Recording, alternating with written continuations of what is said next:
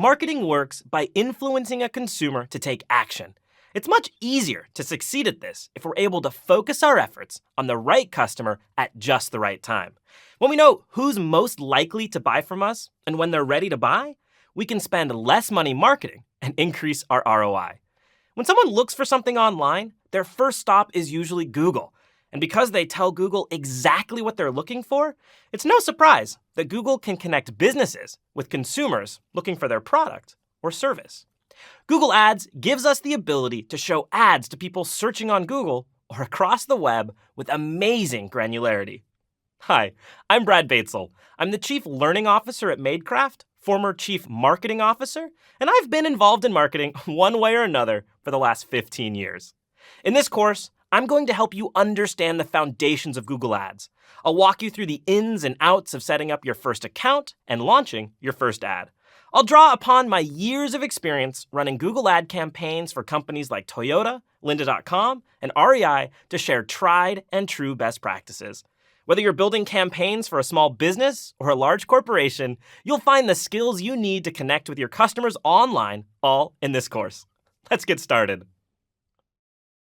Billions of times per day, people turn to Google to look up an answer to a question, discover a new place to visit, find solutions to their problems, and look for products to buy. And every search presents an opportunity to grow your business by filling the need of that consumer.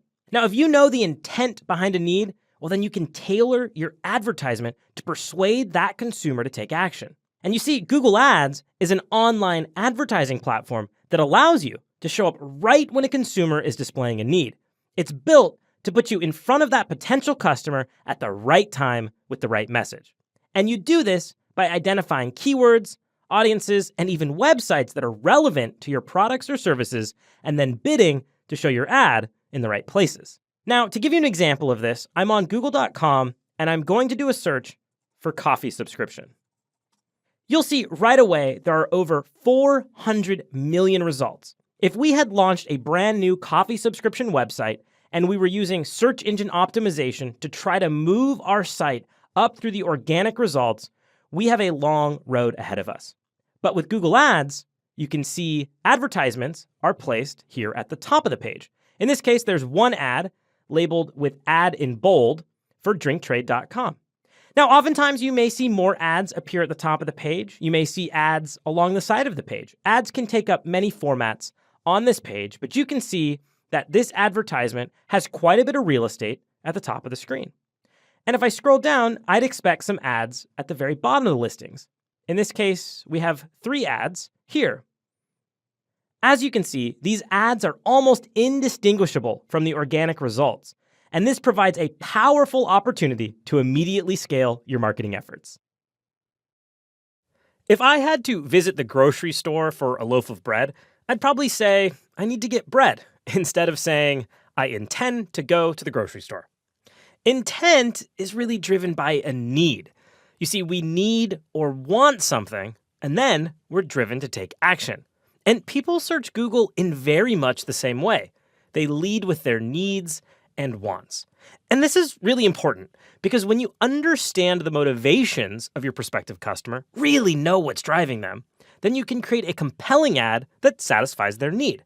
Now, without getting too far into the weeds on this, there's roughly 3 core needs that drive our behaviors: emotional needs, social needs, and functional needs.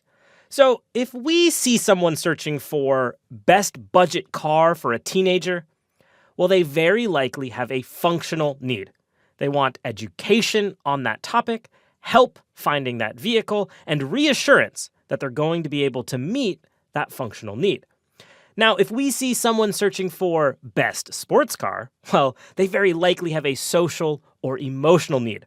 Perhaps they want to impress, or maybe they really just enjoy the thrill of a sporty vehicle. Now, think about this from the framing of your prospective customer's needs. You'll want the language that you use in your advertisement, the appearance of that landing page, and how you presented your brand to align with their need.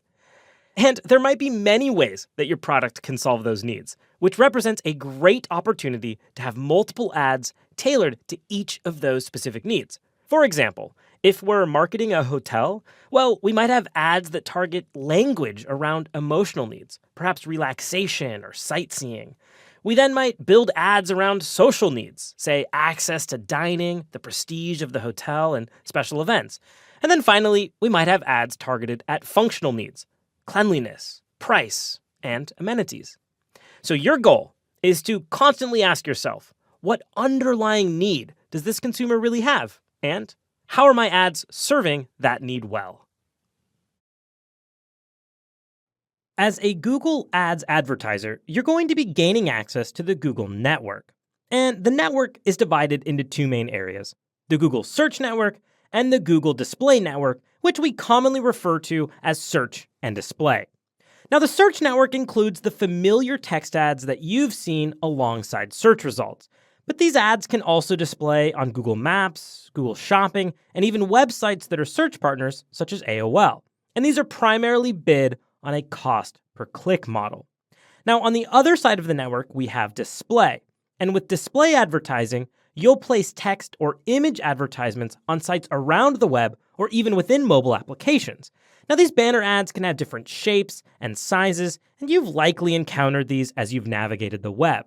You can target your display ads based on the content on the page, the actual website itself, or by user attributes such as interests or demographics. And they're primarily bid on a CPM or cost per thousand impressions model. Now, search uses text ads, and it helps in two key areas. You gain an advantage over organic listings in search, and you're reaching customers that are actively searching for your specific service or product.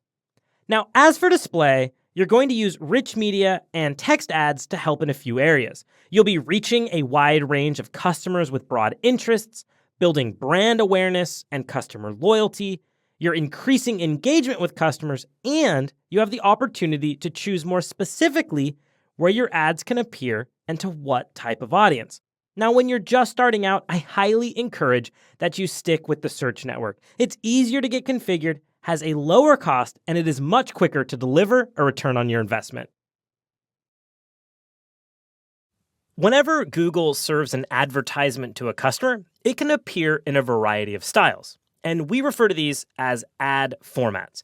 And you'll have various formats available to you depending on the campaign type, say search or display, or even the goal of your campaign, say generating phone calls or app installs.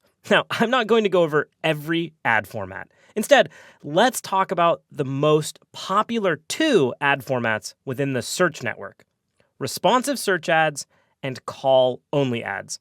Now, responsive search ads are at the core of Google Ads.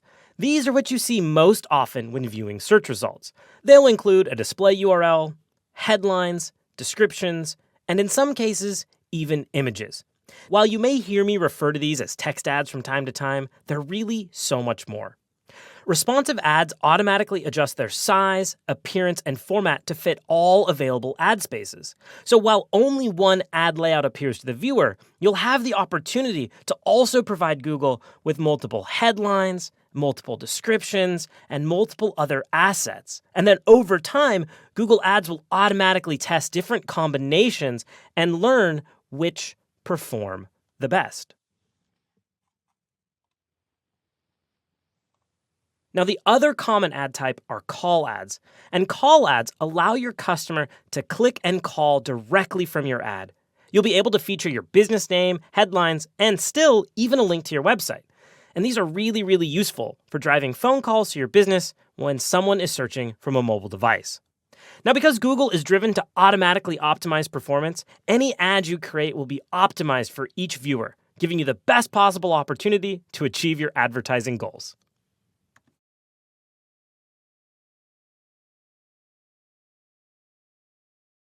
There are other search advertising solutions on the web, but the benefits to using Google Ads to manage your advertising are immense.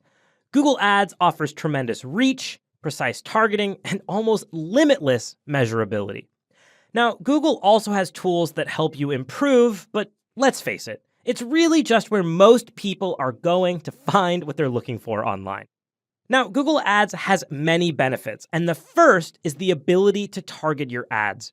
Targeting lets you go beyond just selecting a keyword to trigger that ad.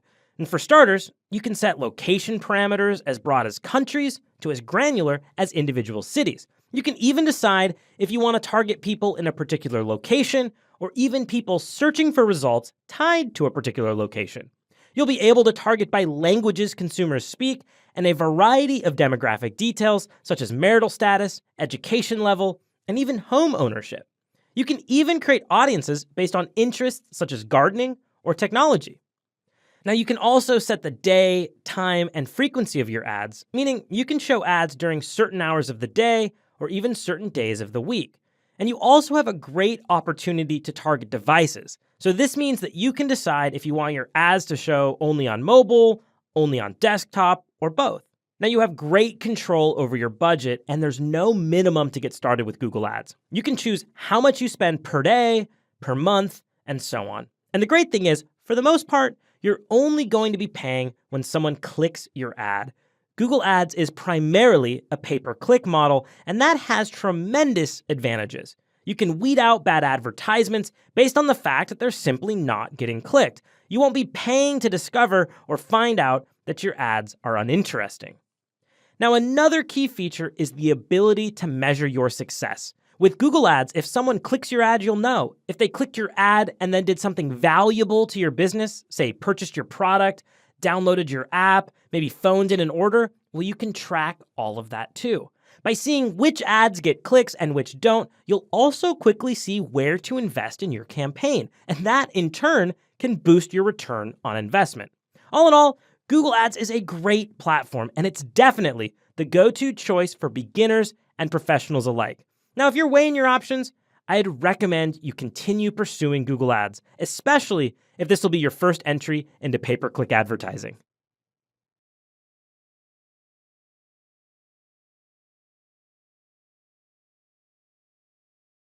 Before you begin creating your campaign, it's important to learn how Google Ads is structured. A well-organized account will be essential in creating effective campaigns that target the right audience and ultimately help you reach more of your advertising goals. Now, Google Ads is organized into 5 tiers: your account, campaigns, ad groups, keywords, and then the advertisements themselves.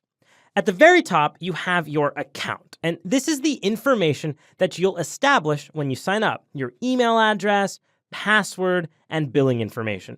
Now, there's not much you'll do at the account level unless you move into managing Google Ads for other clients.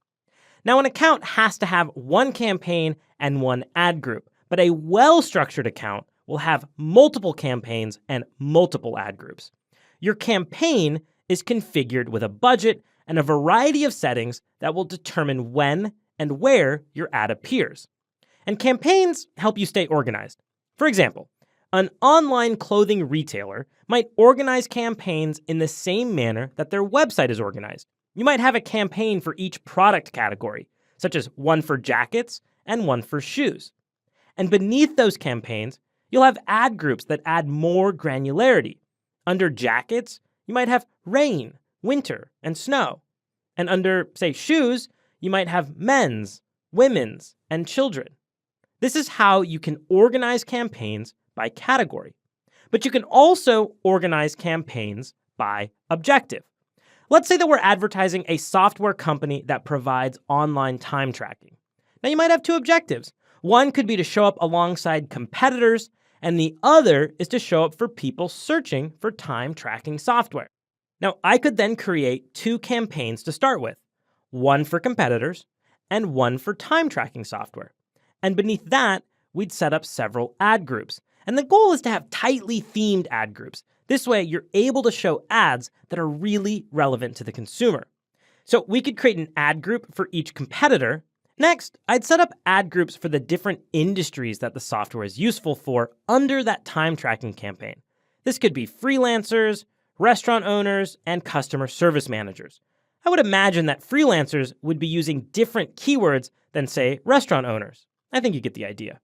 Now, within each ad group, you'll have your keywords and the advertisements themselves. And you really only want 10 to 15 keywords in an ad group, and those keywords need to be tightly themed. So when in doubt, create a new ad group and keep those keywords limited. Now, as for ad groups, if you have more than, say, 10 ad groups in a campaign, it might be time to break things into more campaigns. By keeping your account organized and keeping everything thematically grouped and as narrow as possible, you can identify which approaches yield the best result. And it is far easier to make sense of the reporting when it's all grouped together. So start organizing your campaigns and ad groups before you create them. I recommend drawing out your structure in a spreadsheet.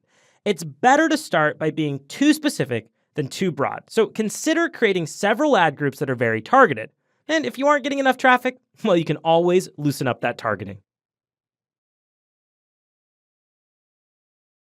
I'm here on the Google search page, and I've ran a query for best meal delivery. And we can see there are 4 ads here at the top of the page. And if I scroll to the bottom, we see a couple ads here at the bottom as well. Now, the key question is, how does Google decide the order that these ads appear in? Now, fundamentally, Google Ads is an auction-based platform. And by that logic, you'd expect that the highest bid should appear at the top of the page or in what we call position number 1. So here we have ads in position 1, 2, 3, and 4. So let's talk this through. If we have 4 people bidding and the max bids per click for each are $5, $4, $3, and $2, you might expect that bidder number 1 at $5 would get the best position. But that's not the case.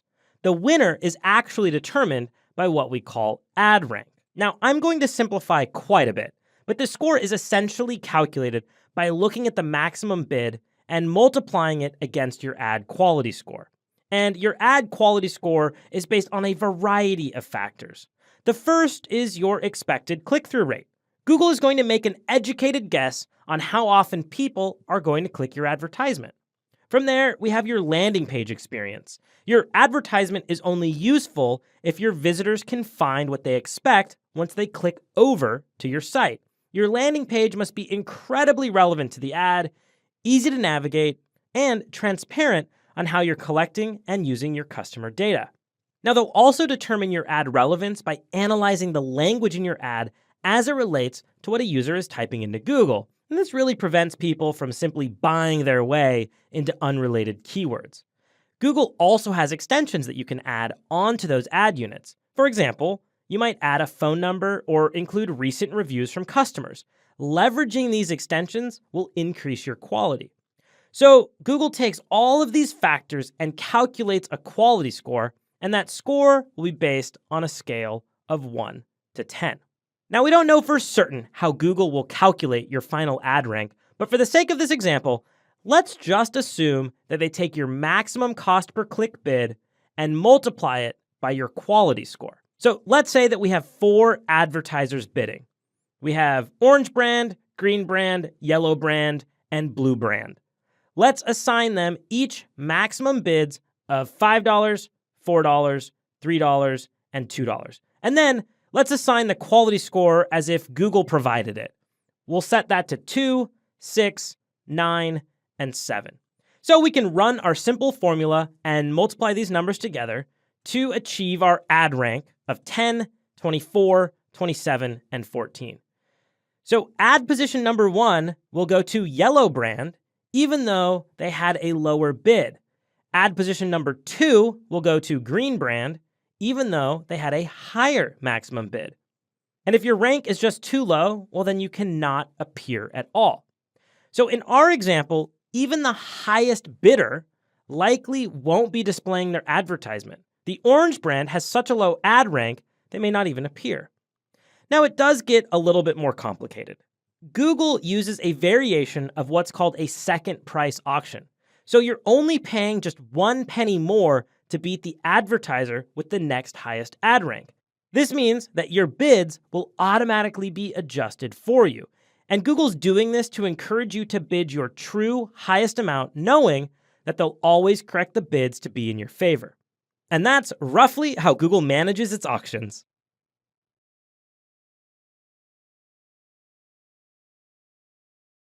Before starting any online advertising, it's important to identify what you hope to gain from your efforts.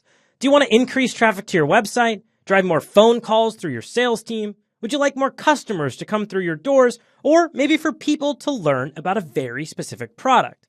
Now, these are just a few examples of possible paid advertising goals, but with a clear goal, you'll be able to identify a strategy and evaluate the proper way to measure results. If you want brand awareness, you might track impressions over clicks, whereas a traffic campaign is going to be focused on the quantity of visitors. So your goal should be composed of 4 elements: the objective, the mindset, the effort, and the KPI or key performance indicator. Now, your KPI is not just what you're measuring, but the actual quantity that you hope to achieve. Let me walk through an example to show you how I would set this up. Let's say that we sell coffee products online and we want more orders on coffee filters and coffee mugs. So the objective is online sales.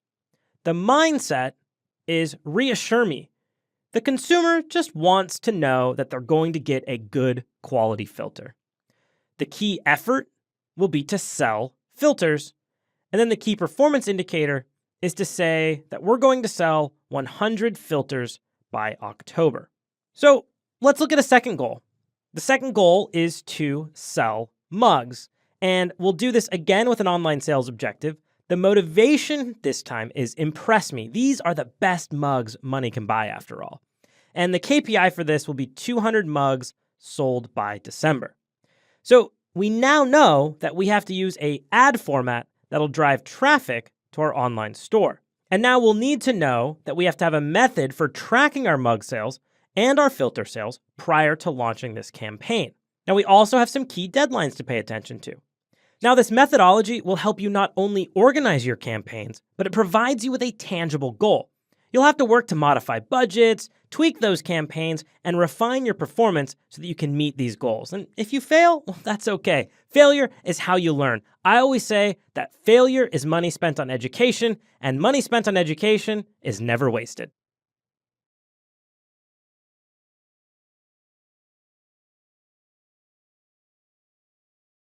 Marketing is all about getting the right message in front of the right people. And your customer segments are who you'd like to get your message to.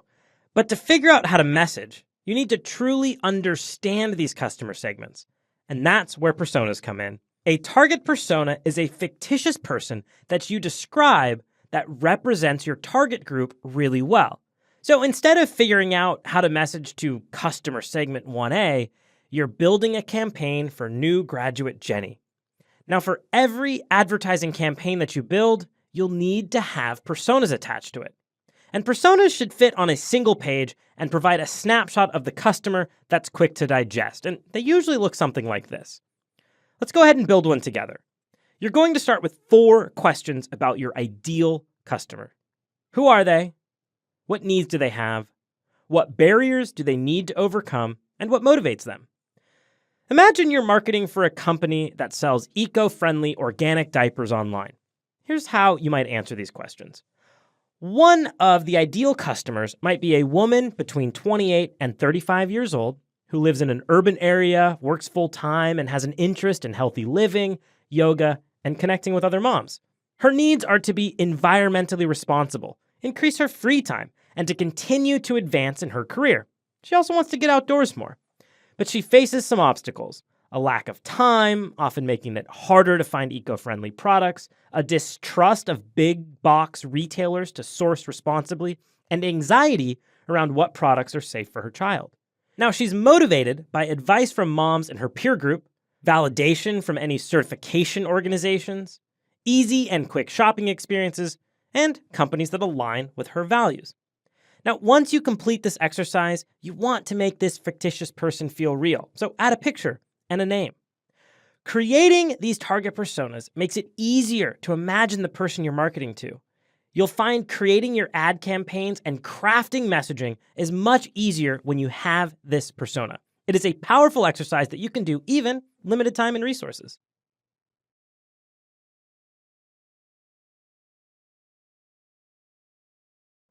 Google Ads is exciting. It's an accessible platform. It works in near real time, and it's an opportunity to generate immediate exposure for your company.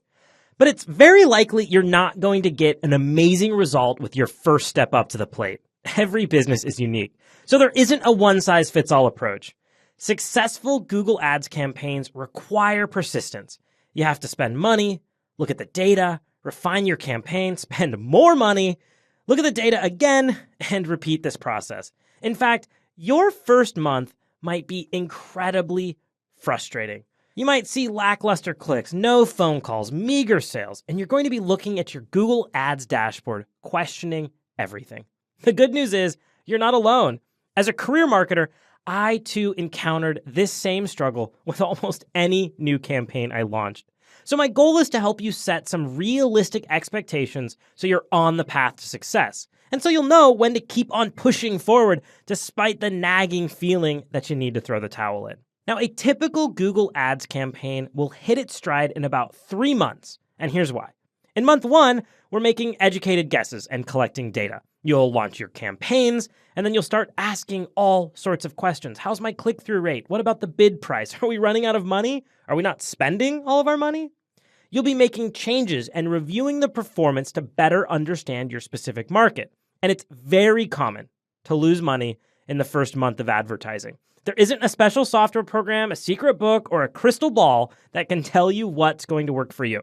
It's all about making educated guesses and being savvy with how you're interpreting the data. Now, in month 2, you should be seeing improvements. By now, you have several weeks of data and a handful of tests under your sleeve. By being active in your dashboard, milling over your data, and being sensitive to what changes you've made, it's very likely that you'll feel a lot more aware of your market and what's working. And this is why you need to be patient with Google Ads. If you spend money and don't wait long enough, you might pull the plug just before things start to transition.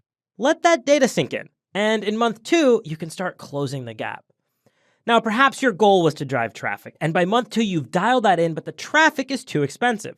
Well, now you're at least aware that you can get traffic. So this month will be about making changes to slowly dial in that perfect price. That might mean pausing keywords, lowering bids, changing your ad copy, testing different landing pages, and so on. Now, you'll want to continue reviewing that data in Google Analytics and be persistent in recognizing your target audience's trends and behaviors.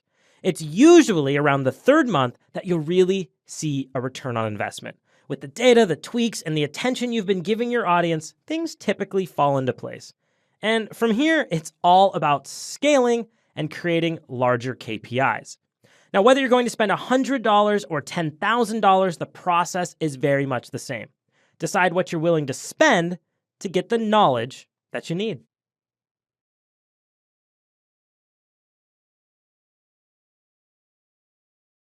To start advertising with Google Ads, you'll need to create an account. So the first step is to head over to ads.google.com, and you can simply select the Start Now button in the upper right-hand corner. So first things first, we need to either enter in an existing Google account, or in the bottom left of this prompt, you can choose Create Account. Now, if you use Gmail, Google Workspace, or Google Analytics, then you already likely have an account established with Google, and you can use that same login to sign up with Google Ads. I'll go ahead and sign in now. Now, right away, Google is going to walk us through the steps to begin building our first campaign, and it's doing this by asking our business name. But I'm going to skip over this wizard, as I'd like to show and explain the what and why of what we'll be doing before we dive right into creating ads. So I'll choose Switch to Expert Mode towards the bottom of the screen. Next, Google is going to invite us to continue down the process of building this campaign. But I'm going to choose Create an Account Without a Campaign in the bottom left-hand corner of this screen. Okay, so it's on this page that we need to select our billing country, time zone, and our currency. And this is important. These selections cannot be changed once you make them. And I do want to point out that the reports, statistics, and conversion data that you generate will be affected by the time zone that you select here. So if you're configuring this account remotely, you might consider setting the time zone to that of your main office or location, or even the time zone of your Google Analytics account if you have one. And once you're ready, choose Submit. And from here, our account is all set up. We'll simply choose Explore Your Account to be taken to the main dashboard.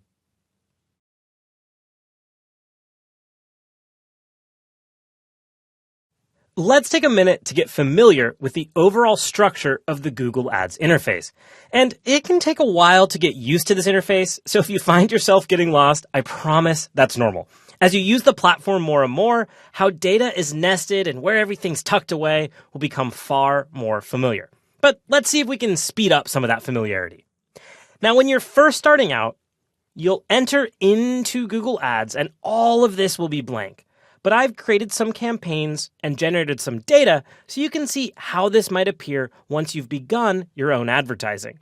So right when you log in, you'll land on your overview page. But what can be confusing at first is that this overview page can be filtered. So you can have an overview for all of your campaigns or even an overview for some of your campaigns. To show you what I mean, I'm going to select campaigns from the left-hand navigation, and then I'll click into a particular campaign. Now you'll see at the top of the page, it now shows all campaigns, and then the fact that we are in Welcome to the Landon Hotel campaign. If I select in the upper left-hand corner Overview, I'm now in the overview for this particular campaign. So every time we look to the upper left-hand corner of the screen, we can see where specifically we're drilled into. You can also confirm that because under the heading Overview is a filter showing that the campaign is set as Welcome to the Landon Hotel. If I select in the upper left-hand corner all campaigns from those breadcrumbs, I can then select Overview, and now I'm back at the Overview dashboard for all of my campaigns. The navigation items in the left-hand menu will always be in the context of a parent page.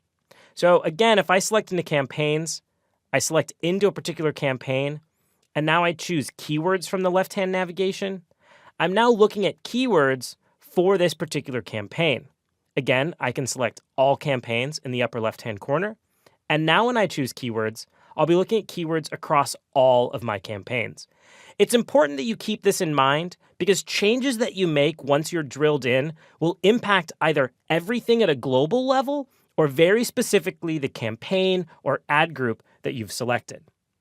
All right, so back to our overview page. It's on this page that you have at-a-glance information for the specifics of the area that you're within. And each of these sections is interactive.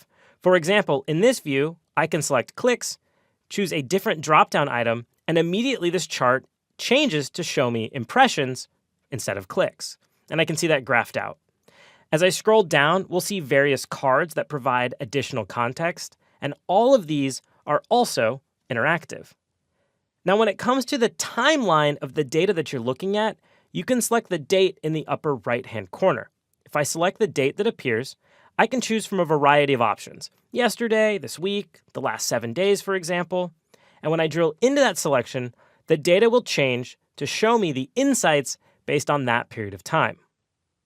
Whatever data appears on the page will be in context to the date that you've selected in the upper right-hand corner.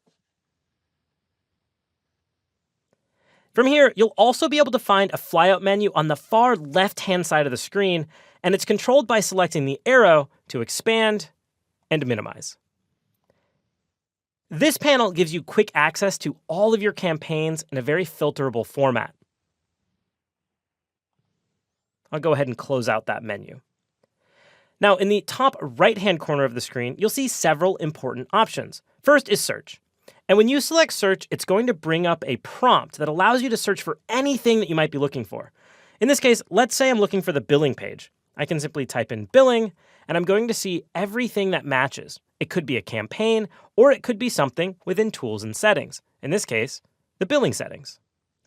Now, you can also bring up the search by using the G and T keys on your keyboard. So if I press G and T, you'll see that search appears. I can select Escape to remove from that view. Next to search, we have our reports icon. And this makes it easy to identify any predefined reports or any reports that have been built or saved, or you can simply get access to the reporting dashboard. From here, we have tools and settings. This is where you'll access essential billing, setup, measurement, actions, library, and planning details. To the right, we have a refresh button, and this will refresh your data inside the view that you're in without refreshing the entire page. To the right of that, we have the help icon, and this allows you to quickly find a reference map, find out new features and announcements, turn on guided steps, get help, or identify keyboard shortcuts.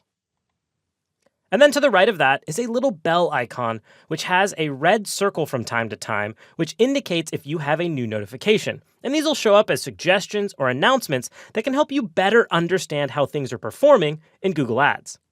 And then in the far top right corner is your account. And this allows you to log out or switch between users if you have multiple accounts configured. Take time to explore the interface, as understanding where to find what you need will help you be more efficient when you're creating, maintaining, and of course, optimizing your campaigns. Let's take a look at how we navigate the campaign section within Google Ads. Now, I'm here on our overview page, and you can get to campaigns through a myriad of options. For starters, you can select a campaign specifically from the Campaigns card. You can bring out the flyout menu on the left-hand side and select a campaign from there. Or alternatively, you can select campaigns from the left-hand navigation. Now you'll notice right when I select that, there is a grayed out home icon next to the word campaigns. Right now, whenever you arrive at Google Ads, it's going to take you to the overview starting page by default, indicated by the blue home icon. If I wanted every time that I came to Google Ads to automatically land on the campaigns page, I could select this home icon and it will set the campaigns as my starting page. Now you'll notice that there are menus within this. We are here on the campaigns overview page, but there's also auction insights. Let's start with the campaigns overview page. Here we'll see all of our campaigns towards the bottom of the screen, as well as performance charting data at the top of the screen. This data view is interactive. We can chart clicks against a different variable. Perhaps we want to look at conversions, or say the performance, perhaps our click-through rate. We can select chart type in the upper right-hand corner to choose the type of chart that we're interested in seeing. In this case, we can see summary across various campaigns. And you can select expand or collapse to make that larger or smaller, depending on your requirements. Now, as I scroll down, next we have our filter section. This allows us to immediately filter the list in the table view below. Here, if I select the filter icon, I can see that we're filtered for campaigns that are enabled and campaigns that are paused. If I choose Add Filter, I can select different filter types from a myriad of options.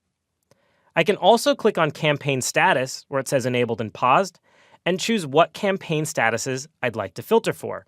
In this case, I could choose all. That would include everything, including campaigns I removed, or Enabled, which will only show me campaigns that are currently enabled.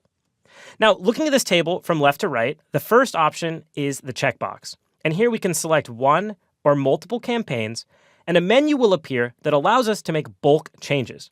We can pause all of the campaigns by choosing Edit and then selecting Pause. And now we notice that those have paused and removed because my campaign status filter is set to Enabled. We'll choose that back to Enabled and Paused, and here we can see that all of those campaigns that we selected have been moved to paused.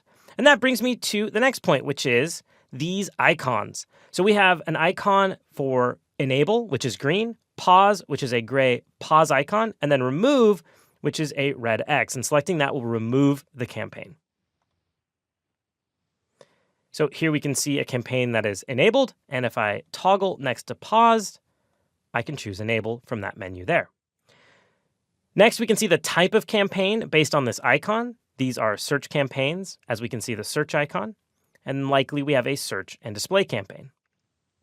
Next is the campaign name, and as I hover over, we can see a pencil icon. If I select that, I can edit the campaign name very easily.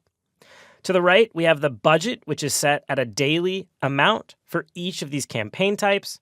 Again, a pencil icon appears if we have the ability to edit. We can see the status, paused, eligible, whether there's a bid strategy learning, and so on. These are very helpful. And at any point, you can hover over a status and get more information on why that's the case. In this case, this campaign is paused, but also this campaign has ended. And this particular campaign is an experiment, and it had particular dates associated with it. Here we can see bid strategy learning, which means we're using a particular bid strategy that requires Google to capture data. Using the scroll bar along the bottom, we can scroll all the way through the table to get to various metrics that help us understand the performance of this campaign. At the top of this table, we have the option to search the information. We can search by campaigns. We can select a segment, which allows us to segment this data based on things like the day. As I select that, we can now see that underneath each campaign is a data of that particular segment. In this case, it's just one day, Wednesday, October 12th, but if we had multiple days, we'd see multiple segments appear under each campaign. I can select segment and choose none to revert back. We have the columns option, which allows us to modify the columns that we're seeing in this table view. When I select that option, we can see columns on the right-hand side that are enabled. We can drag any of those around to reorder them. And we can select options from the left-hand side, and choosing a checkbox, it will now add that data into our columns. Here I added interactions, and I can click and drag. You can also choose the X icon to remove any of those columns from your table view. Once you're done, you can choose Apply, or if you'd like this column set to always be the default, you can choose to save it. From here, you also have the option to download. Selecting that allows me to download everything in this view as it's been filtered as a CSV, as a Google Sheet, as an email, or I can even schedule this data to arrive via email on a particular time frame.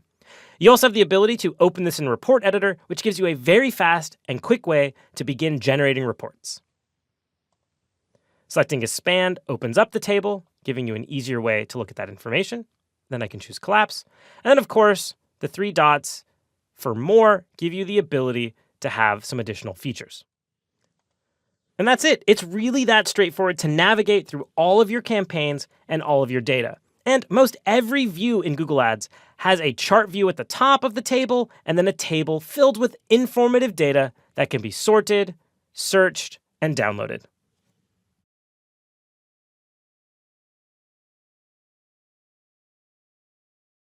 We're here on the campaign's overview page. And next, I want to take a look at ad groups.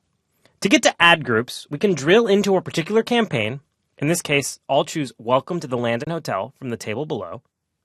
And now we're in the ad groups for that particular hotel. And we can see that as ad groups is highlighted in the menu on the left-hand side.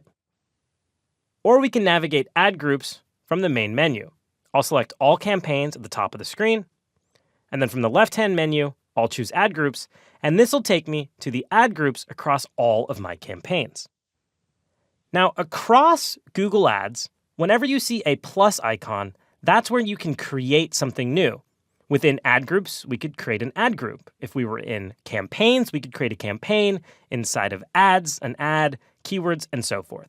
If I select Create Ad Group, we'll get a pop-up that allows us to select the campaign that we want to associate the ad group to, which we can either search for or select from the list.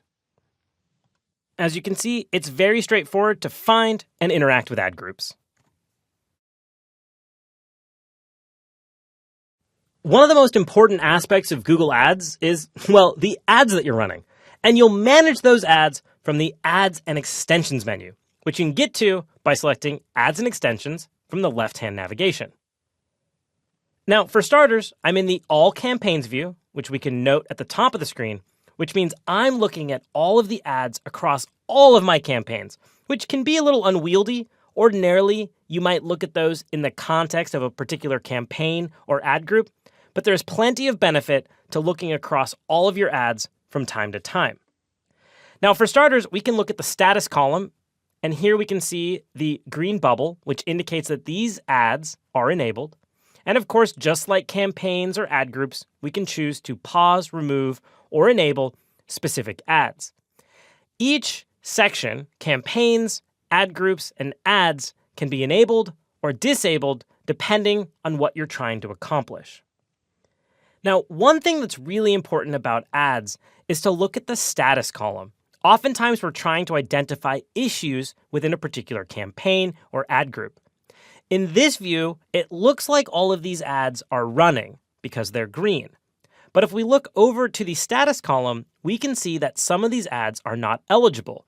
And Google gives us a reason why. In this case, the campaign that this particular ad is associated with is currently paused, which means if we think or are hoping that this ad is running, we're very wrong. We need to go enable the campaign that it's attached to.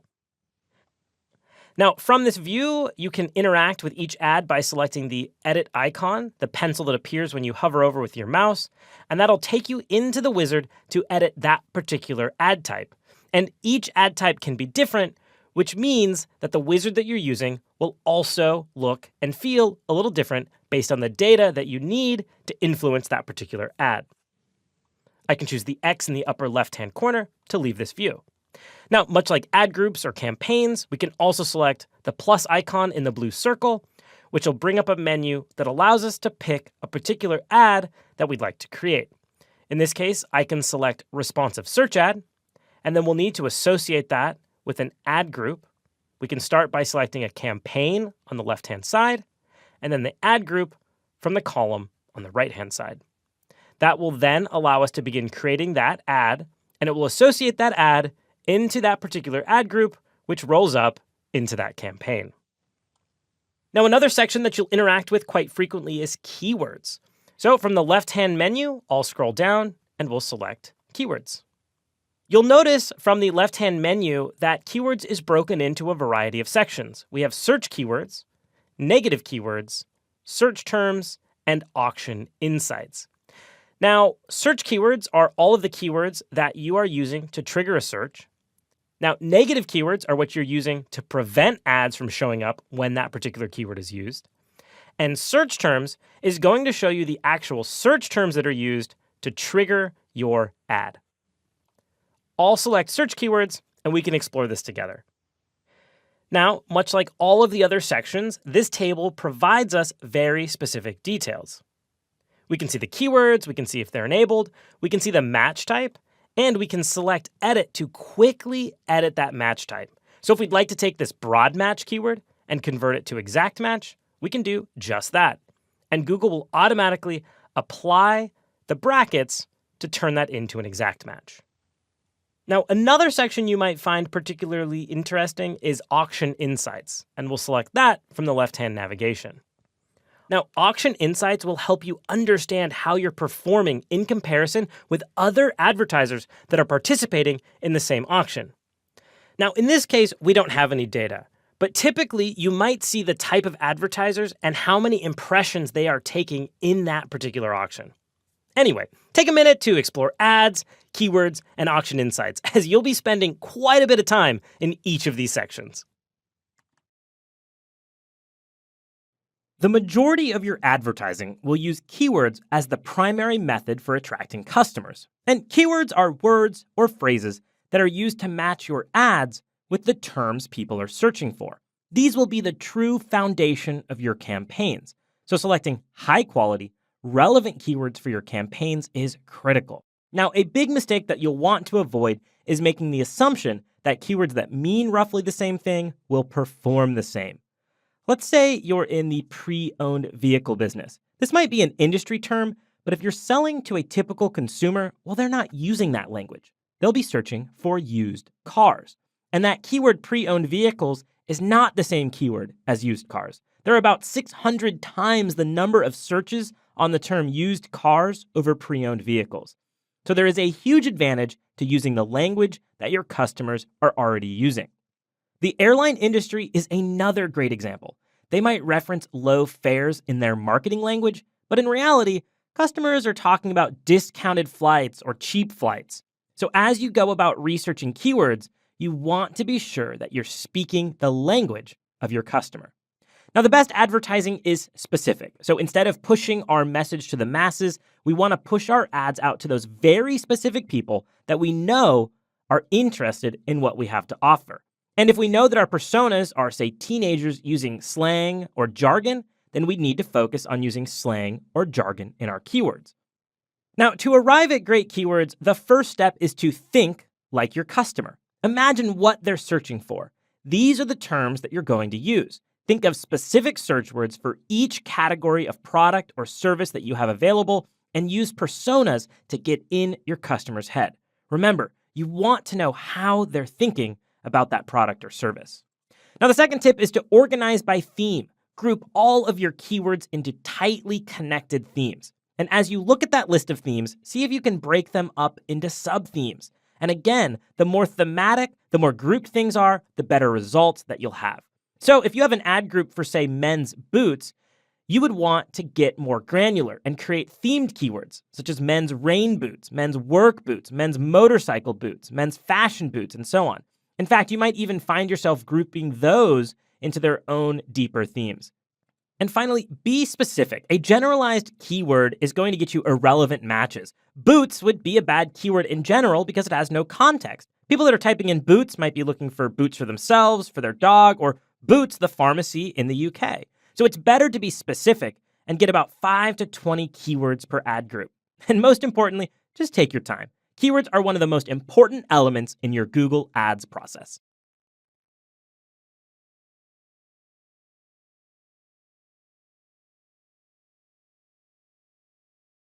Choosing and organizing your keywords is one of the most important things that you'll do when setting up your paid search account.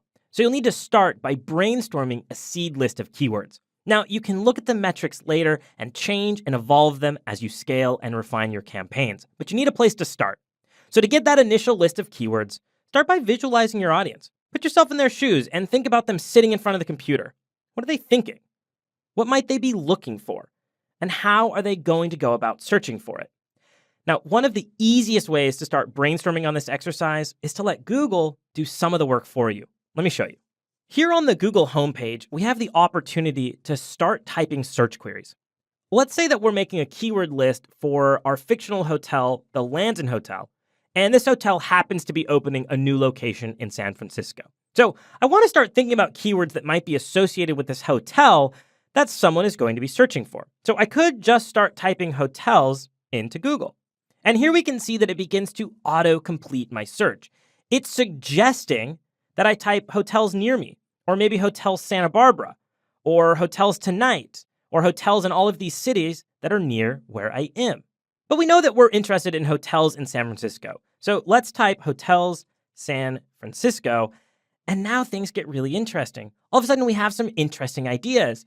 People are searching for hotels near the airport, in Union Square, in the Bay Area, downtown, and even hotels that are pet-friendly. This is really helpful for understanding how people are searching and why. In this case, some of the most popular searches for hotels in San Francisco are about location. Now, you could simply start typing again. I could type hotels San Francisco and pick a letter, say D. In this case, we can see deals, dog-friendly, Dreamforce, and so on. So here I can identify that if our hotel is pet-friendly, well, dog-friendly is a great keyword to associate with that ad group. Oftentimes, people that start their search have one idea in mind, but the autocomplete hijacks their intent. So they start typing San Francisco hotel, they see an option that they like, and they click it. So use autocomplete to start brainstorming. See if you can find and connect the dots between what people are searching for and how your ads might align to it.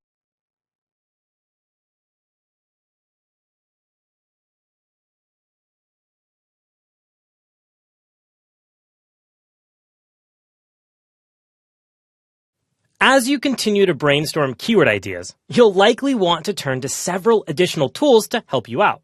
Now, there are 3 that I use most often, so let's look at them together. And the first is at answerthepublic.com. Now, what we can do is simply enter in a search term. In this case, I'll use San Francisco hotels,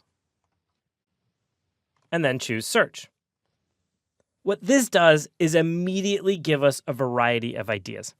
Now, they're going to categorize these ideas into questions, prepositions, comparisons, alphabeticals, and related. So we can scroll down to see a variety of options. Here, we can see all of the questions that are being asked about San Francisco hotels.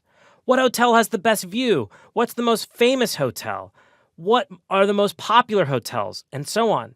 These are really helpful in thinking about what types of landing pages or ads or keywords I should be using to capture these type of searches. We can see prepositions, San Francisco hotels with pools, with parking, with a view, with airport shuttles. These are fantastic. This is a great way for me to immediately identify what I should be creating in terms of my ad groups. As I scroll down, we can see comparisons. So now we're looking at things near an airport versus a particular other hotel. In this case, if I entered in my brand name, I might see brand versus another brand. And then, as another way to generate a ton of great autocomplete results, here we can see each letter appended at the end of our keyword. So San Francisco hotels, the letter A brings airport and flights, airport shuttle, allow dogs, and so on. As you can likely see, this immediately generates a ton of interesting ideas that help me understand how I should be architecting my campaigns. Now, there's plenty of features here for free, but as you get more and more into this tool, there is a paid plan that you'll want to explore. Now, the next tool is Google Trends, and you'll find that at trends.google.com. This is really helpful to understand how people are searching and what related topics they're searching for. So let's enter in San Francisco Hotel and search.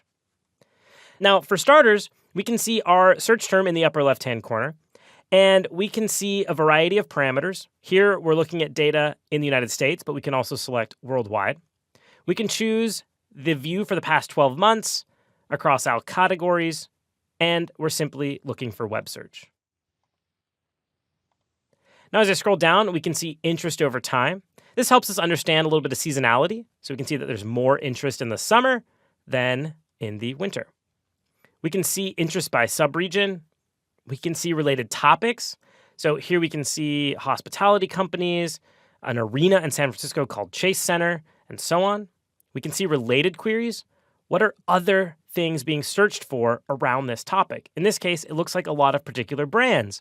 That might give me some indication that I should research what these brands are and identify what their ads look like when I search on Google. You can also use Google Trends to compare. I can look at San Francisco Hotel as a search term compared to, say, New York Hotel. Here I can see that New York Hotel is much, much higher interest on this comparison, which suggests to me that New York hotels are likely going to be more competitive when it comes to bidding. Now, finally, the last tool to take a look at is SEMrush.com. Now, this is a paid tool with limited free functionality. And again, we can enter in a particular keyword and choose Start Now. In this case, you'll have to create an account to see the results.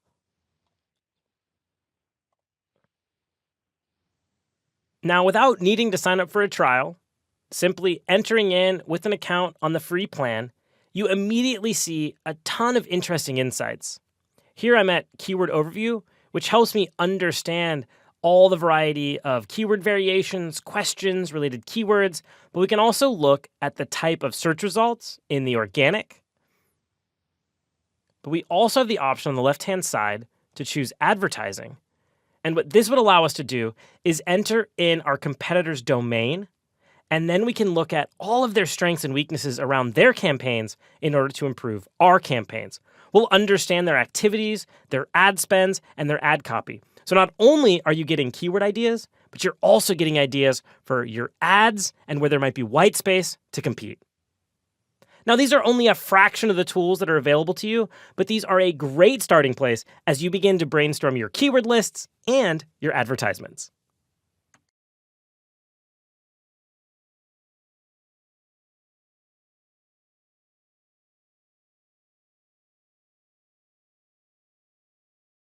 Google Ads offers their own tool to generate keyword ideas, and you'll find it in the upper right-hand corner by selecting Tools and Settings. Under Planning, select Keyword Planner.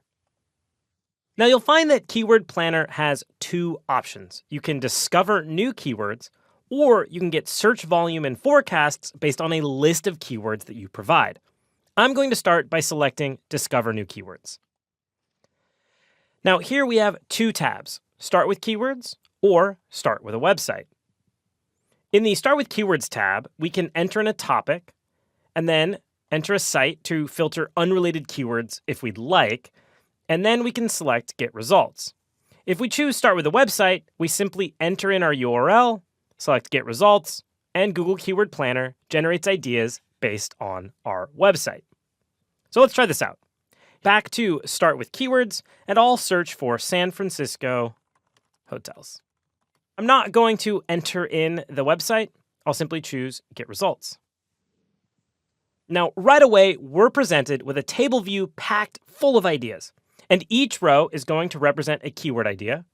And each column is going to represent data specific to that keyword. Now, if the details are getting cut off, you can select the dividing line of the column and drag it over to make more space. So right away, we can see that the keyword San Francisco hotels has 100,000 to 1 million average monthly searches. We can also see that the competition for this keyword is low, and we can immediately see the cost to bid towards the top of the page of the low range and the top of the page at the high range. Looking between those numbers gives you a pretty good sense of how much you can anticipate spending to get your ad to display at the top of the search results. And this is really helpful as you think about your budget and your goals. This really gives you a sense of what's realistic. Now, at the top of the page, we can see that there are 1,578 keyword ideas available. And if I scroll down, there are going to be tons and tons of ideas here. But it can be pretty taxing to look through all of that data. So on the right-hand side, you have the option to refine these keywords. If I select the dropdown next to brand, we can say that we want to remove any keywords that contain a brand. In this case, Google is smart enough to know the prominent hotel brands. So I'll unselect hotel, and now that list will filter down to only including keywords that don't contain brands. We can also look by city, place, and other various keyword types. Here, in this case, we can remove Fisherman's Wharf as an attraction, but also we can use this to understand how Google thinks about the categories of these keywords. And this is helpful as we think about ad groups. I could uncheck everything and only select attractions, in which case I could now build an ad group based on the most common or most popularly searched attractions around the core keyword that I've added here. So now I have an understanding that Fisherman's Wharf, Union Square, and so on are all attractions that might be relevant for what I want to generate. I highly recommend that you use these filters to build keyword lists that are tightly themed. Then you can simply select the keywords that you want, and you can generate a new ad group based on that selection. And this makes it really easy to go through the exercise of ideating ad groups based on refining categories or based on data that you're seeing in this keyword list. The Google Ads Keyword Planner is a powerful tool, and it benefits you not only as a way to generate those new ideas, but to also evaluate what the outcome of those ideas might be. As you continue developing your keyword list, it can be helpful if you start putting some performance metrics to that proposed plan. And you can use Google's Keyword Planner to do just this. So I'll select Tools and Settings from the menu in the upper right-hand side of the screen, and then I'll choose Planning from the dropdown, and then Keyword Planner. From the two options, I'll select Get Search Volume and Forecasts. Now, in many ways, this is very similar to generating ideas with Keyword Planner. But instead, we can use ideas from Keyword Planner or even ideas we've captured from other sources, and then give those keywords to Google to estimate performance and bid requirements. Now, I've gone ahead and created a few, so I'll just paste these keywords in. And then we'll select Get Started. So right away, we can see the keyword ideas that we've provided Google, and we have a similar table view to Keyword Planner. But what we can do in the upper left-hand corner of the menu is choose Forecast. So now what Google is doing is it's forecasting based on the keywords that we've provided. So right away, we can see that Google suggests that we can get 393 clicks for $900 with a $30 average daily budget running from November 1 to November 30. But what'll be more helpful is understanding what this campaign looks like based on our conversion metrics. So from this view, we can select Add Conversion Metrics, and here we can enter in our conversion rate. Let's say that we know from our data that our conversion rate is 7%, and the value of one conversion is $1,400. From here, I'll choose Save. So in this case, we're going to see that we're going to generate about 27 conversions for an average cost per acquisition of $33, bringing us a conversion value of $38,000, which is 43 times our return on ad spend. That's what ROAS stands for. Now, that's some pretty impressive metrics. Now, we can also see what happens if we increase our average daily budget. So I'll select the $30. Let's change that to $500 average daily budget. So now in this 1 month span, we can spend $15,000 to get 61 conversions. And here again, we can look at this view to see that conversion value. We can see the return on our ad spend and how many clicks and impressions we're likely to generate. If I hit the right arrow, we can also see the average cost per click. That's a pretty high cost per click, but in this plan, it is generating quite a bit of return on ad spend. Now, you'll also notice that this chart shows you how this trend changes over time. In this case, there becomes a point at which there's not much return on investment. We can continue spending more money, but we're not really generating more conversions. This is helpful as you think about where you want to be spending your money and how you want to see results translate into your campaigns. Now, we can also model this based on a bid strategy. In this case, we've chosen to maximize clicks, but you can also choose a manual cost per click, which will allow you to continue to manipulate the data to generate an interesting plan. Additionally, if we scroll down to the table, based on the insights we've provided, we can see our average cost per click for each of these keywords. And now from here, we can simply create campaign in the upper right-hand corner. And using the data that we've suggested, Google is going to create a campaign and then allow us to build our ad groups and ads once we continue. Now, this is just one additional tool in your kit to help you evaluate how your campaigns might perform. Now, in some instances, you might use this tool and identify that a campaign really doesn't look viable, perhaps due to competition or maybe a poor conversion rate on your end. Now, of course, this data isn't always exact. Now, nothing can compare to actually running campaigns in order to gather your own insights. But as you get better and better data, well, you can compare those results to what the plan proposed and use those insights to paint a more accurate forecast. Every keyword you'll bid on within Google Ads has the ability to have settings applied to it. And these settings are called matching options. And they help you control how closely the keyword needs to match a person's search term in order to trigger your ad. And there are 4 main types of keyword options: broad match, phrase match, exact match, and negative keywords. Now, whenever you go to add your keywords within an ad group, you'll have the opportunity to influence these matching options, and you'll do this based on how you type that keyword into Google Ads. For a broad match keyword, you'll simply type it out.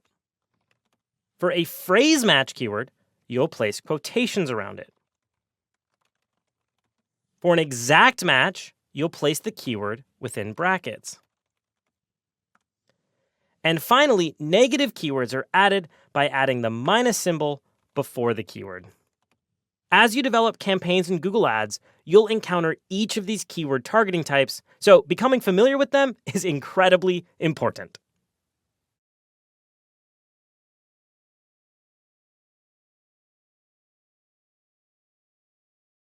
By default, every keyword is a broad match. And this means that your ads will show for search queries that are related to your keyword.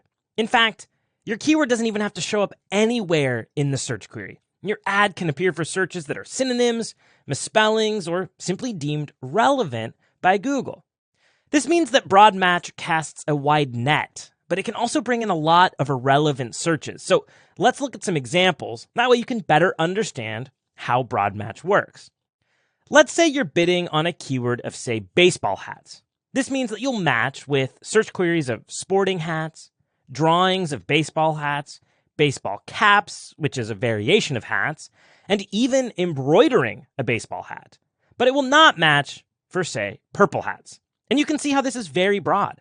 If you're trying to sell baseball hats, you wouldn't necessarily want to be matching your ad for search queries on, well, drawings of baseball hats. Whenever you use the broad match, I encourage you to use a lot of negative keywords to balance out any search terms that you don't want included.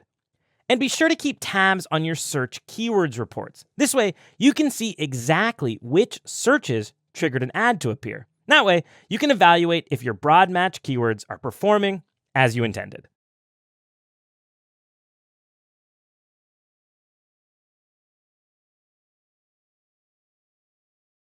Phrase match targeting is going to restrict traffic a step above broad match targeting. Phrase match will trigger ads to show on any search that includes the meaning of your keyword. Now, word order is not important in broad match, but it can and is mostly important in phrase match. The phrase is how Google identifies if your keywords match the intent of a Google search.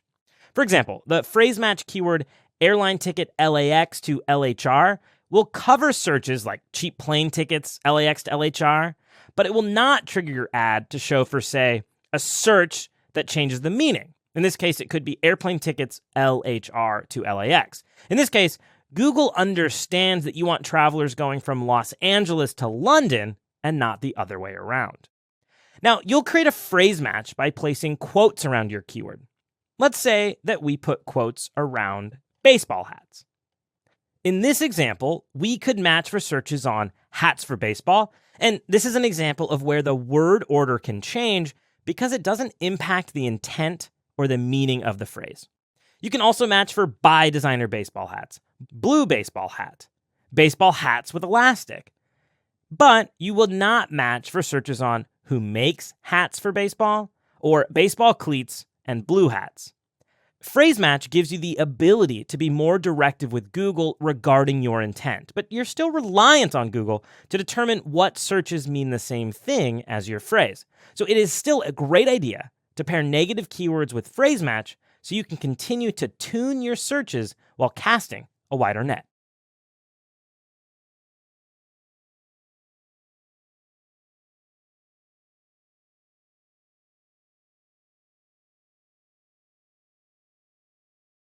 With exact match targeting, you'll add your keywords with a bracket symbol to indicate that you want your ads to only show for searches that have nearly the same meaning or the same intent. Now, any search query that will trigger your ad has to match almost exactly what's in the brackets. Nothing before it and nothing after it. That's it. That's the entire search query. Now, with one little caveat. Google will still decide if a variation is close enough. So even though we call it exact match, it's really exact match with close variations. Let me show you some examples. So let's say we add the keyword baseball hats and we've wrapped it in brackets. So in this case, we're going to match for baseball hat and hats for baseball. And this is because keywords still match even if a user adds in any functional words, such as into, a, the, and, for, but. Now, order doesn't matter, and pluralization is considered a close variant. So you'll also match for hats baseball, hat for baseball, and hats baseball. And that's about it. Your ad won't show up for searches like team baseball hats, hats for ball game, tennis hats, and purple baseball hats. Exact match is going to give you the ultimate level of control, especially if you have specific landing pages where you want to keep close variations separated by where you're sending that traffic. Now, when you're just starting out with Google Ads, I encourage you to start by using Exact Match. It allows you to create incredibly granular and focused ad groups without spending erroneously on search terms that run away when you don't have negative match applied. Now, you can always expand your keywords, but starting specifically will help you control your spend until you're feeling more and more comfortable with the nuances of Google Ads and keywords.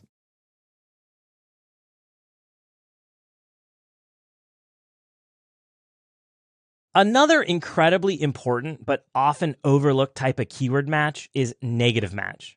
And here, we can help tailor our keyword matching to prevent similar but unrelated search queries from triggering our ads. And to do this, we simply add a minus symbol before the keyword.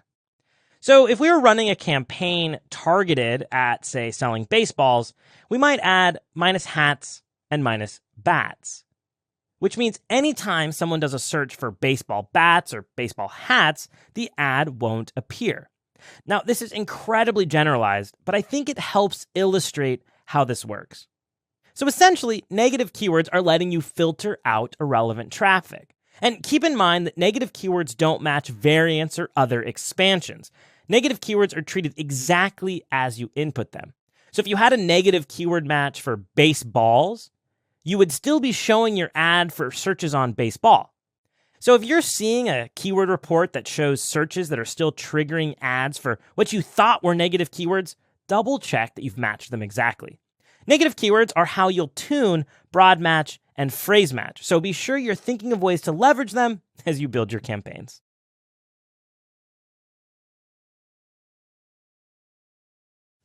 All right, let's create our first campaign in Google Ads. Now, I'm here on our overview page, the first page that I get to when I log into Google Ads.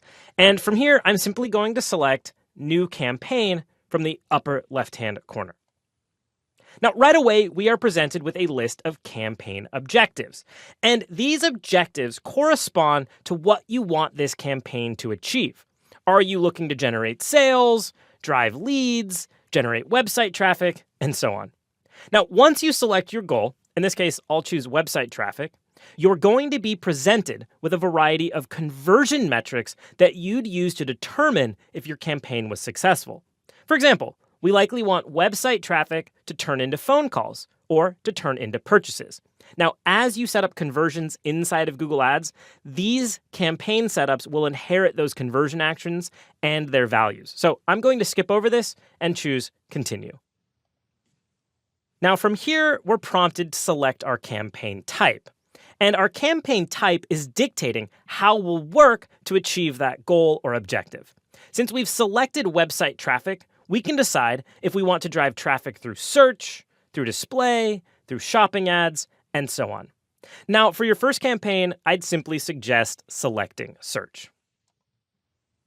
Once you've made that selection, you can enter in your business's website. And now to name the campaign. The campaign name really needs to be something that helps you easily identify it. Remember, you're going to have a lot more of these as your account grows, so good naming conventions will make your life so much easier. I like to start my campaign name with the type of campaign. In this case, it'll be a search campaign. So I'll use search, and then I like to divide using the pipe symbol, but you can use a dash, a slash, a space, whatever makes sense for you. From here, I'm going to indicate the goal, which is traffic, and then another pipe. And then in this case, let's add in what type of campaign this is for. This will be a marketing campaign, and perhaps we're running a winter promotion. So I will enter winter promo. And this is going to let me know that all of the ad groups under this campaign are going to be themed around this winter promotion. And you can then keep adding details. You can add another pipe and put in any search targeting that you're anticipating using. Let's say that this is going to be a campaign specific to a region, say San Francisco. And then I can just keep layering in additional details. The idea is that you want to know everything within this campaign down to the specifics so that you can use those to quickly identify what's going on across your campaigns. Say you have 100 campaigns, but 10 of them are winter promos with various targeting or variations. So now you can simply search for winter promos across all of your campaigns, and you'll be able to immediately view in aggregate all of that data. So just like that, you've taken the first step to creating and setting your campaign goal. You'll select Continue to move on through the campaign creation wizard. And it's in the next section that you'll be prompted to identify your bidding.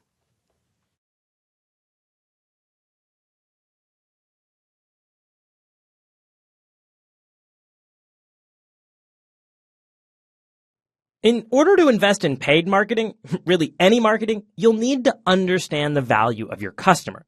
Your business has customers, but they're not all created equally. Some customers might purchase one product and leave, while others become loyal to your brand and purchase many products over the course of a year or two or more. Which customer is more valuable to you? Well, the second group, of course, but you need to be measuring customer lifetime value in order to know that. This measurement is also known as LTV or CLV, and it defines the total value of a customer over the lifetime of their relationship with your brand. Knowing your lifetime value lets you not only grow around the right audience, but it lets you know how much you can spend in advertising to acquire this customer. Now, arriving at this number can be relatively complicated, and I encourage you to explore LTV calculations in more detail.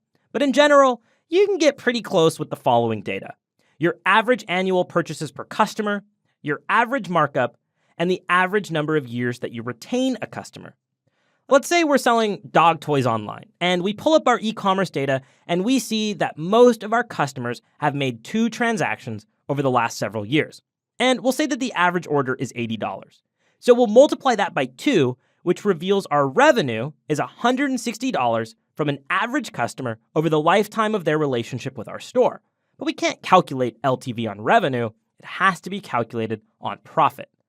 So let's assume that our markup is 25%.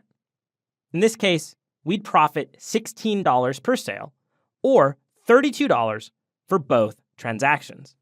What this brings us to is a customer lifetime value of $32, essentially how much a single customer is worth to our business. Now, we can use this information to identify budgets for our advertising. If a customer is worth $32 to us, how much are we willing to spend to acquire them? Perhaps we'd spend up to $10 to bring in that customer, and for every $10 we spend, we'd profit $22.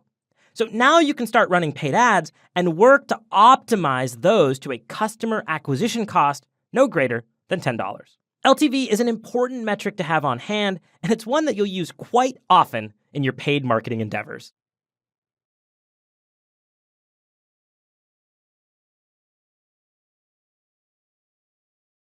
Budgeting for paid marketing is always a significant challenge. We tend to want to make long-term plans and forecasts, but often have very limited information to do so. And the reality is, long-term plans are rarely accurate in paid advertising. Instead, I encourage you to be comfortable taking an adaptable approach. Develop a rough budget, and then as you collect data, you'll continue to revise your model until it's more and more accurate.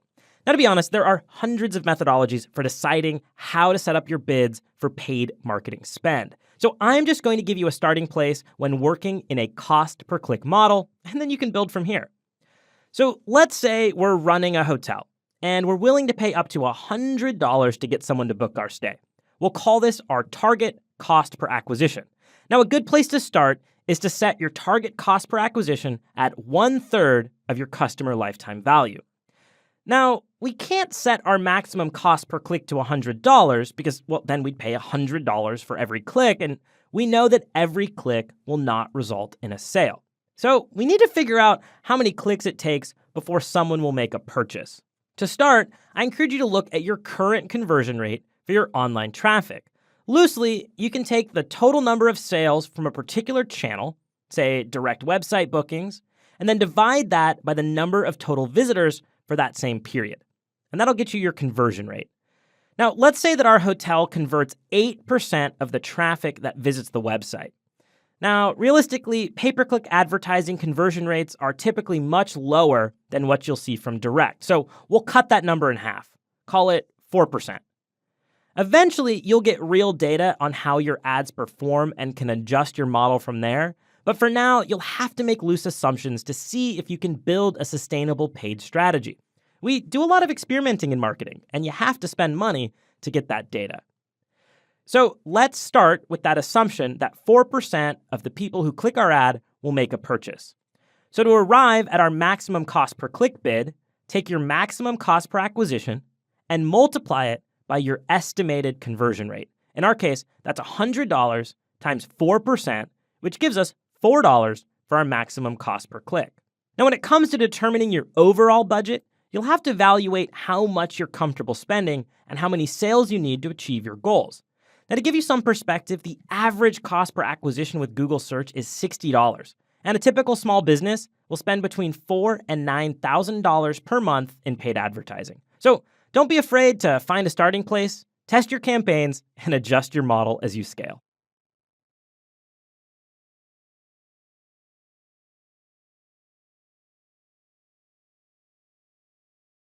Once you've identified what you're willing to spend, it's time to set up those details within your campaign. So we're here in the early steps of creating a campaign, And you can always see where you are and navigate between all of the campaign creation sections using the left-hand navigation. Now, Google starts by asking you what you want to focus on. And by default, it's going to be whatever makes sense for the type of campaign that you've created. In this case, it's conversions. However, if I select the drop-down menu, we can change how we want to manage our bidding. We can select between conversions, conversion value, clicks, and impression share. Let's go ahead and select clicks. And I'm doing this because we're just getting started. Letting Google optimize for conversions early on can yield varying results. And it's really best suited once you're more comfortable with the platform and when there's more data in the platform so that Google can understand that data and build out that conversion optimization. And you can always change this later or build new campaigns with various bidding types. Now, here we're going to set a maximum cost per click bid limit, and we'll do that by selecting the checkbox. This is simply going to set a maximum across this campaign that we're willing to spend per click. Now, later you'll be able to have the ability to set your budget, and you'll also always have the ability to adjust this bid by ad group or even at the keyword level. But this really lets you set a catch-all global maximum, which can prevent you from running off the rails as you get started. Based on your keyword research, you might have recognized that there's an upper limit in that data. So it's not a bad idea to at least set that maximum when you're starting out. You can always adjust this, and realistically, we're going to be okay with this having a large spread. In many situations, we might be okay spending a lot of money on an individual keyword, so long as our average cost per click is in that range that we've determined delivers a return on our investment. I'm going to set this to $4 per click. And what that means is Google will now try to maximize the number of clicks on this campaign without exceeding $4 for any one of those given clicks. Now, that's all there really is to bidding. So once you've configured, you can go ahead and click Next to move through the campaign creation flow.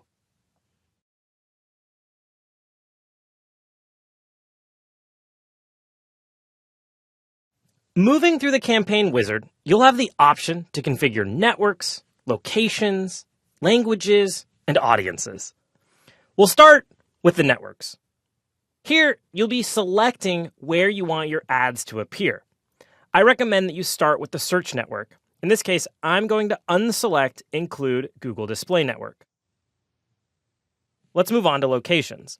Now, by default, Google Ads has set the location for ads to run in all countries and territories.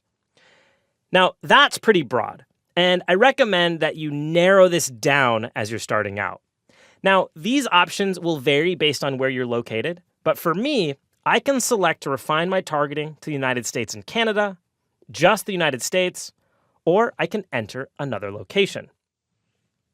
Let's select Enter Another Location, and now I'm prompted to search for that particular location.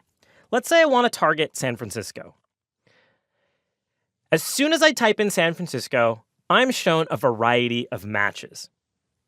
So here at the very top, I can target San Francisco, California, United States, which has a label of city, and I can see that reach is almost 10 million people. Below this, I can see the region of San Francisco, Oakland, and San Jose, which is 22, almost 23 million people, and so on. So right away, we can get an idea of how many people are in each of these matches. Now, once you identify what you're interested in, you can simply select Target when you're hovering over that match. Alternatively, you can also choose to exclude a location, or you can even select Nearby to automatically drill down and identify other locations that are nearer. In this case, I can choose to target just Silicon Valley, which has 7.5 million people. Or I can choose just to exclude Silicon Valley if I select the larger match of San Francisco, and I would select Exclude in the bottom right-hand corner. I'll uncheck Silicon Valley, and here we can see we've selected San Francisco, California, with a reach of 9.8 million. Now below this, we have a drop-down for location options, and if I expand this, we can see how this targeting is working. So things get even more interesting. For starters, you have the ability to target people that are in the presence of or have an interest in the location. So as a hotel, this could be particularly important. I want people that aren't only locals in San Francisco searching for a hotel room in the city, but also those who are traveling from out of town into San Francisco. If I'm only targeting San Francisco, then someone searching from, say, London isn't going to see my ad. Unless, of course, we are showing this ad to people who are showing interest in San Francisco. So this first option being toggled means that someone searching from London about a hotel in San Francisco will see this ad even though I've targeted it to just San Francisco. Now, if you want to really drill into a specific location, you can select presence, which is people in or regularly in your targeted location. And this can be helpful if, say, you're running a lunch ad for people that are not staying at your hotel, but perhaps walking by or looking for dining recommendations. It makes sense that those ads only go to people who are currently there and can take advantage of that offer. And then we have search interest, which means that people have to be searching specifically for this targeted location. So it's not going to show up, for example, if I'm in San Francisco and I type hotel into my keywords. In this case, I'd have to be specifically searching for San Francisco hotels from wherever I am. So here you can play around with the targeting options to really dial it in. And then next, you're able to also choose how you want to exclude. So you can exclude anyone in your excluded location specifically from the list, or similar to Target, you can use that exclude criteria to exclude people that are in or who have shown interest in those excluded locations. Now, in the targeted locations area, you can see I do not have any exclusions. If we wanted to do exclusion, I'll type in Silicon Valley, and now I'll select exclude. Here we can see how that shows up. It shows up as excluded locations 1 and then targeted locations 1. So in this case, if I have presence or interest selected under the exclude heading, anyone in or showing interest in Silicon Valley is not going to see my ads. Moving on, we have languages. And this is how you select the languages that your customers speak. In this case, it's defaulted to English, but you could simply target another language by typing that in. I can type in Spanish, for example, and then select the checkbox. And here we can see that we're now targeting both English and Spanish, and we can remove one simply by selecting the X. This is helpful if you're going to be running multiple language campaigns. Now, typically, if you're going to write ads in English and then you'll write ads in Spanish, you could build one campaign targeting English speakers and one campaign targeting Spanish speakers, and that way you can localize the content within the advertisements. Now, from here, we move on to audiences, and I'm going to select audience segments to expand this section. This is where you can really start to refine the way that your campaign is going to be brought to life. Now, even though we're setting up a search campaign, which is based on keywords, we can still actually refine the audience that's allowed to trigger this ad. For example, you can search for particular refinements, or you can select to browse and see all of the ways that you can target individual users. Here you can look at who they are. That'll include detailed demographics like parental status, marital status, education, and so on. In this case, you can select homeowner status, and you could choose, say, renters. And what this means is that when someone types in a search query that triggers the advertisement, Google is only going to show it to them if they believe that they are a renter. If instead they think that the person is a homeowner, then they won't show the ad. And this can really help you narrow down who you're targeting. Now, by default, it is very typical to leave audiences blank. And I can select the X icon to remove this segment from my audience. In this case, I have no audience segments selected. And that's a good place to start. But as you build and refine, you'll have the ability to add in and layer in audience data. So don't feel like you're stuck having to figure this out right out of the gate. In many cases, it's better to start a little broader and then narrow the audience down as you have a better understanding of the ads that you're trying to run. Now, I personally like to use audience segments to drive very specific messaging. So I will build a campaign with a particular audience segment, and then all of the ads in that campaign can have language specific to that segment. So if I believe that you're a renter, I can speak to you with more clarity than if I believe that you're a homeowner, for example. So at this point, we've taken care of locations, languages, and our audience. And this represents the basics of our first campaign. Now, you do have the option to toggle for more settings. And this is helpful if you want to set a start date, an end date, determine how you want your ads to rotate, and so on. But you can create and adjust all of these settings after the campaign is created. So no need for us to worry about that detail now. And from here, I can simply select Next to move through the campaign creation wizard. Responsive search ads are the most popular format for Google Ads, and they're also the easiest way to get started. This ad format allows you to provide each individual ad with a bank of up to 15 headlines and up to 4 descriptions, which Google will then automatically combine over time to identify which combination creates an ad that performs the best. And the final result to the user is always an advertisement that has 3 headlines, 2 description fields, and a display path. Okay, so that's all great, but how do you build these in a way that's very effective? And for that, I've got a few tips. The first is to highlight what makes you unique. What makes you really stand out? What's your unique selling point? Is it free shipping? Are you eco-friendly? Maybe you hold a patent. You want to let your audience know why you're competitive. Remember your persona research. You really want to know what is the most motivating factor for your personas to be using your product or service. Next, you want to be using a call to action. Use the descriptions to tell people what they can do once they click. In an ad for the Landon Hotel, they might say book now, but you can also say call today, order now, browse, sign up, get a quote, and so on. Let people know what the next steps are, and then make sure that your landing page allows them to immediately take action on whatever it is you told them that they could do. From here, you're going to want to use sales terminology. If you have prices, promotions, or exclusives, well, use that information in your ad copy. Give your customers insights on how they can make a decision.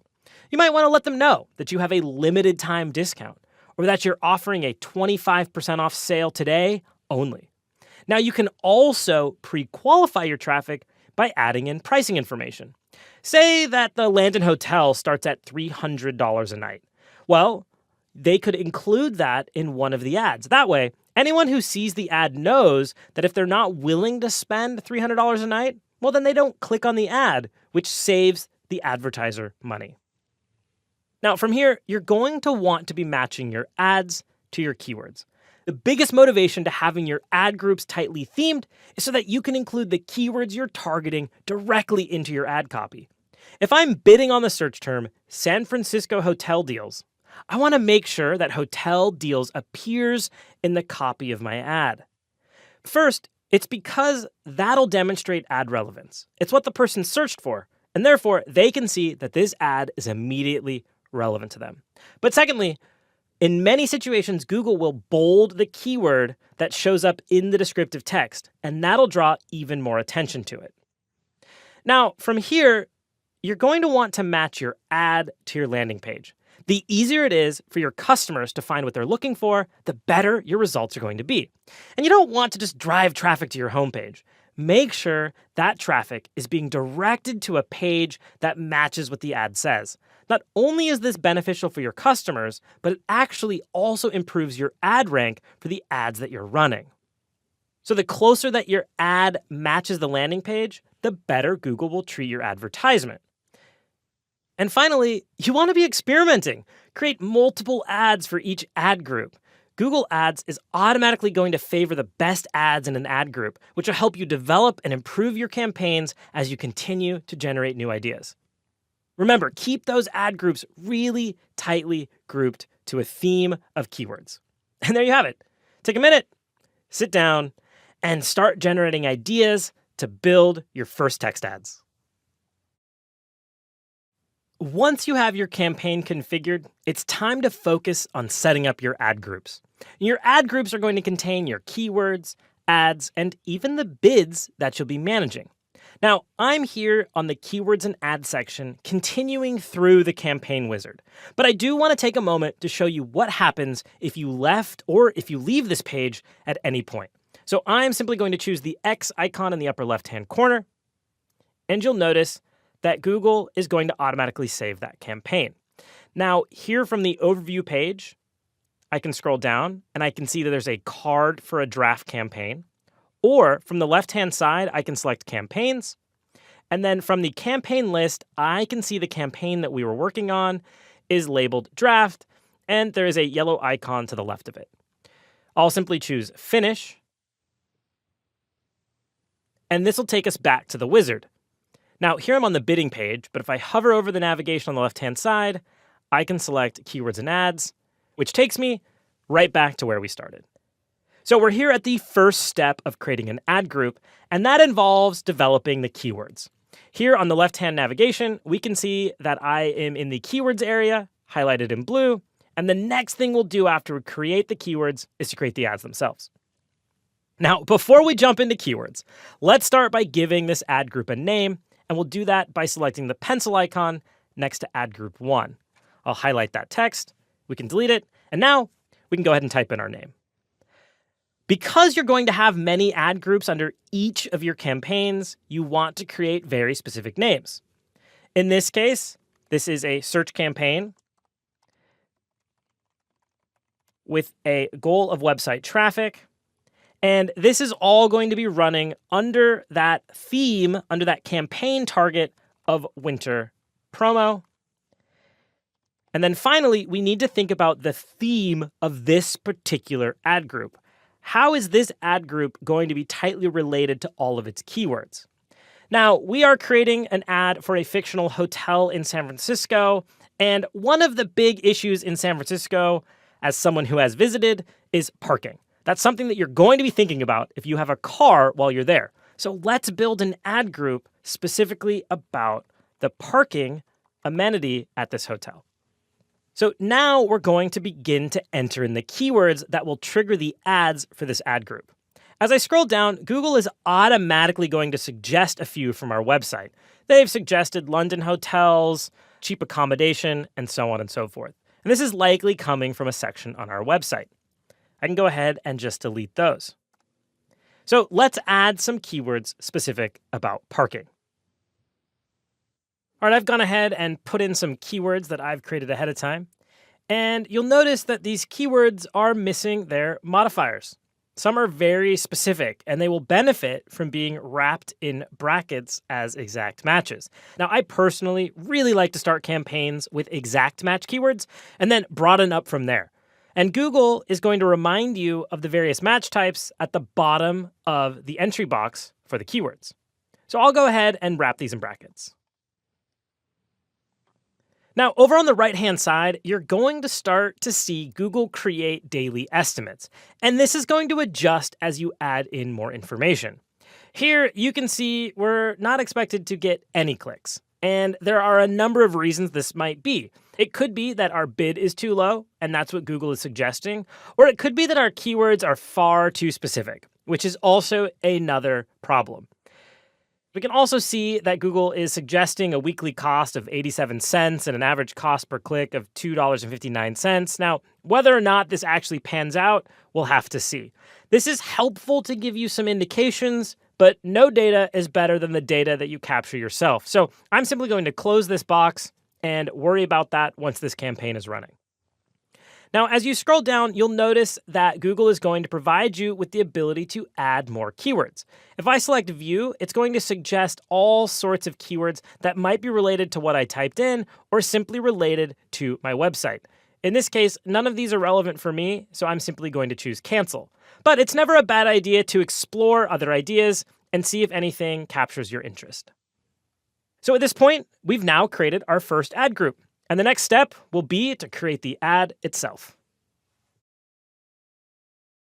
After you've configured an ad group, it's time to create an ad. Now, Google is automatically going to generate an ad using all of the information it's gathered from your keywords and your website, and you'll be able to modify it or simply create one from scratch.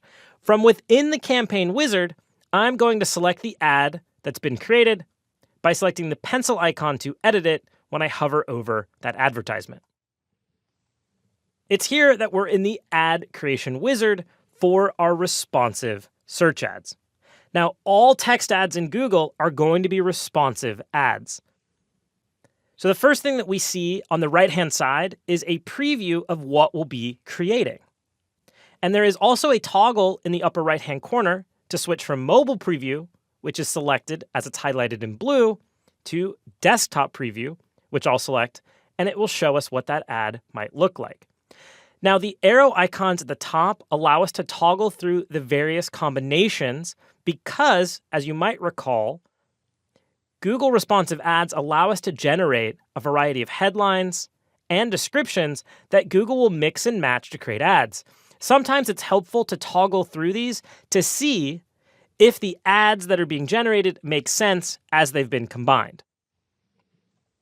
At the very top of this wizard, we see Google identifying the ad strength. In this case, it's poor because we haven't really started yet. And to the right, we're going to see ideas. We can add headlines, include popular keywords, and so on. Next to each of these ideas is a link that if we select, will bring down a widget that provides us with all sorts of suggestions. And this is really helpful as you're trying to ideate what might make sense as you build out your first ad. So let's walk through this wizard together. In the upper left-hand corner, we start with our final URL. This is the URL that the users will be directed to once they click on your ad. Now, at any point, you can hover over a question icon, and Google will remind you what this section is providing. Now, within this final URL, you might want to include tracking parameters, depending on how you'll be evaluating and tracking the performance of your campaign. So this final URL does not have to be neat and tidy. Your neat and tidy URL is actually the display path. This is what the user will see within the ad itself, and it is simply a vanity feature. It's just a way to add keywords within that URL. It doesn't actually drive traffic to that page. In fact, that page doesn't even have to exist on your website. So we're creating a winter promotion campaign for parking. So within this display path, I can start by entering hotel deals, and then I can type in parking. And this will make it really easy for the viewer to understand what they're getting when they click on this ad. If they did a search for deals for parking and they see this URL, they'll understand that this is relevant to the search that they just performed.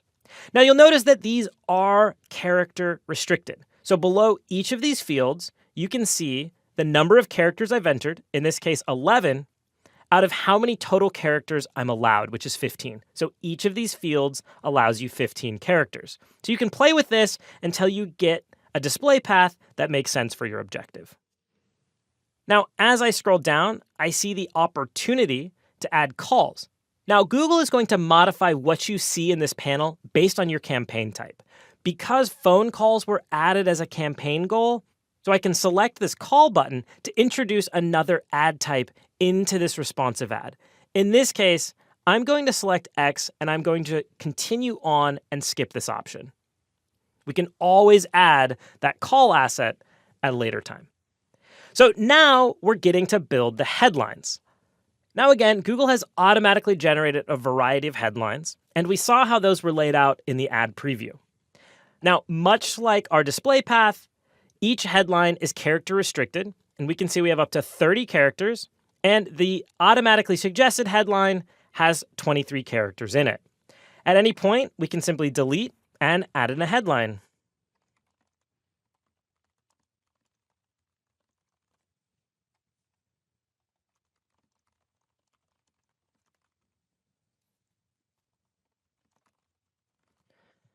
So I've gone ahead and entered in a few ideas for headlines. And if I scroll back to the top of this wizard, we can see those start to appear as I rotate through. Now, let's say one of the headlines was simply our branding. We'll call it the Landon Hotel. And we wanted that to always appear in a particular position. If I select the pin icon that appears when I hover over this field, I'll have the option to pin this into a particular position. In this case, I can show only in position 1, only in position 2, or only in position 3. So this allows you to have some control over the automatic generation. So if you know that a particular headline only makes sense in one of these 3 positions, you can pin it. So I'll go ahead and pin Land and Hotel to position 3. And if I scroll back up to view the preview, as I toggle through, I can see that Land and Hotel never changes position. And this actually holds true for descriptions as well. I can select pin when I hover over description and choose whether it shows in position 1 or position 2. And there's only 2 positions because only 2 of your descriptions will show at any one point. Now, it's at this point that we've created the foundations of our first responsive search ad set. We've added in our final URL, our display paths, our headlines, and you've seen how to enter in and modify descriptions.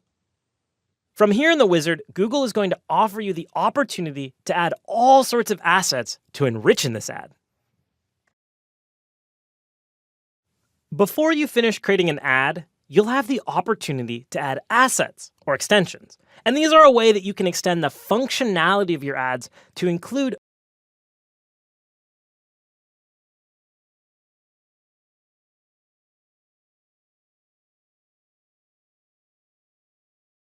more information beyond headlines and descriptions. You can tell Google to automatically include all sorts of relevant details, such as your address and phone number, promotions, extra links, special details, and even images. So here in the ad creation screen of the campaign wizard, just below description,